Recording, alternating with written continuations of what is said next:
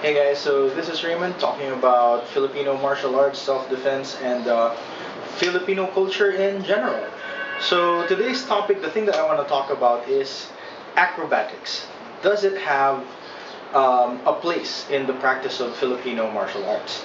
Now, we in the Filipino martial arts were really well known for being pragmatic, practical, and straightforward. And whenever I used to see demonstrations of acrobatics in martial arts specifically, when somebody's doing some techniques and then they do a backflip, I have the typical, Filipino martial arts reaction, which is like, what's the point, right? If I can hit you in the face, right, and then job done, without doing the backflips and all that, then yay for me, right? Why go through all that energy doing something that's essentially useless or not as useful in a fight, right? So yeah, that was my thought about the idea for a while until I came across a very interesting opinion, and it kind of swayed me into the other direction. Um, and this was my experience when I was reading a document from a martial art called Jang Sanati. It's Central Asian martial art, an offshoot of Taekwondo or something like that, mixed in with some of their indigenous wrestling and other martial arts. Anyway, the really interesting part in their curriculum that I found was they had acrobatics in the curriculum. And in my mind, my first, thought was, these guys are just doing this for the demonstrations, right? But they had a very interesting point in the document wherein they said that we practice acrobatics not because you use acrobatics in a fight, but because of the level of fitness it forces you to achieve, which is very interesting for me. Like, oh, so it's not used in a fight.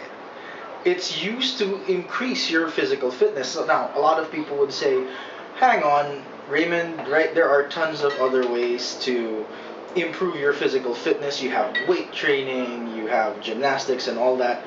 Why go through acrobatics? What I imagine is if my martial art had acrobatics as part of the curriculum, I will be forced to do acrobatics constantly. So I can demonstrate it to my students and whatever. So if you can do acrobatics and you want to put it into your martial arts, especially even in your Filipino martial arts, there is room for it, not because you can use it in combat or in a practical situation, but you can use it to help improve your physical fitness or to set a bar in your physical fitness.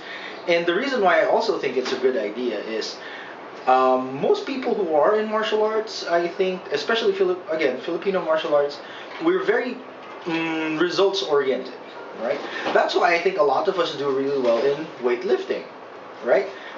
Or in powerlifting, because all you look at is the numbers. Like, oh, I lifted 25 pounds yesterday or last week. Now I'm doing 20 pounds, or sorry, 30 pounds, and then you have this linear progression as you go up, and then you can see the results happening. All right, but when it comes to rather amorphous things like balance,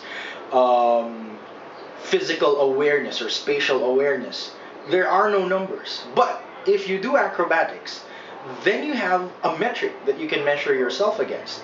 You can say, oh, okay, I can do a backflip. And then you can have a little checklist like, oh, a backflip forces you to learn the following things, balance, spatial awareness, blah, blah, blah. And then you go on, and then you go and do a 360 jumping, turning, side kick, whatever, a 360 kick. What does that show you?